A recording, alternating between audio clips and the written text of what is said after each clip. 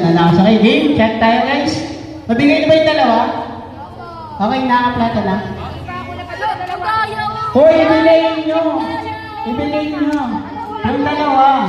Sobra-sobra yan sa inyo. 1, 2, 3, 4, 5, 6, 7, 8, 9, 10, 11. Sobrang dalawa yan. Hoy, wala mag-check ng Bible business to. Tagalog sa kanila. Sa inyo English yung sinecheck nyo, so wala pa rin. Okay? Okay, wala din naman points sa dalawa. Sige, okay, check tayo guys. Okay, sige, check tayo. So, check tayo dito. Sa New Testament mo na tayo. John ba nasa New Testament? Yes! Yes. Sige, Luke. Yes! Yung Romans. Yes! 2 Corinthians. Yes! Book of Acts. Yes! Matthew. Yes! 1 Peter. Yes! Ecclesiastes. Yes! No! Nasa Old Testament na Ecclesiastes. Next, Colossians. Next to Colossians. Mark. Timothy. Philemon. Judge. Wala. Job. Wala. Mika. And wala. So ilan? Isa? Dalawa, tatlo, apat. So ilan yan?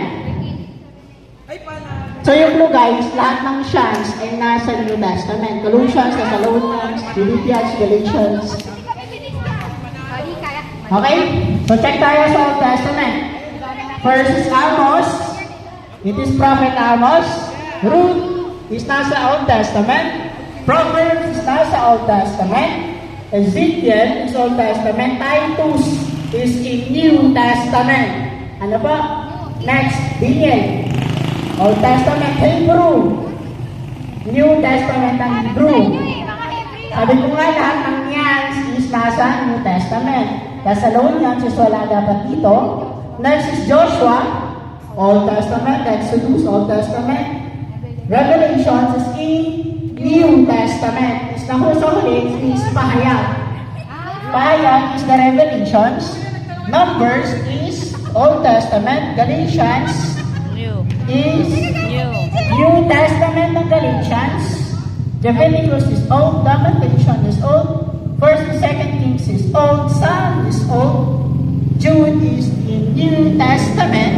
And Deuteronomy is in Old Testament. So ilan yan? 13. So sino panalo? Minus 2. Nagliminig yan. So ilan? Kahit sa tayo 11, so okay, 11 din.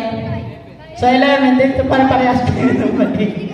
2, 4, 6, 8, 10. So 10, so parehas kayo yung ano, same, same ang mali,